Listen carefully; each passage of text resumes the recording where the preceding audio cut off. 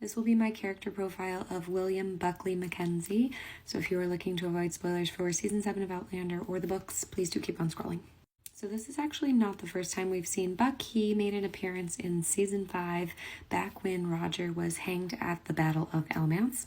But just as a refresher, William Buckley MacKenzie is the illegitimate son of Galus Duncan and Dougal MacKenzie. Back in season 1, when Claire and Galus are at the witch trial, she is actually pregnant with Buck at that time, and because of that, she is able to escape from the prison, and Dougal is able to save her. When the baby is born, he is adopted. A man named William John MacKenzie and his wife Sarah Innes raise him as their own, and that also makes him the illegitimate half-brother of Hamish MacKenzie. So Dougal got around back then and couldn't claim either of his children. Now, Buck was married to a woman named Morag Gunn, who, if you recall from season 3, Roger ran into on the boat coming over from Scotland to America. So Morag is Roger's 4 times great-grandmother, and her and Buck's eldest son, Jeremiah, is his 3 times great-grandfather.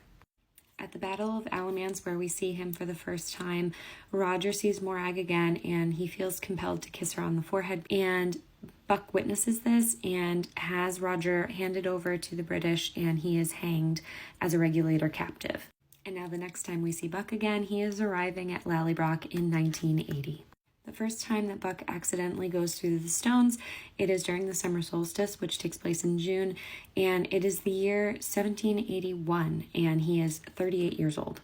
When he arrives at Lallybroch in 1980, he explains to Roger that he and his family had moved back to Scotland in 1782 and had stopped near the stones on their way back in their travels, and Buck accidentally threw himself 200 years into the future.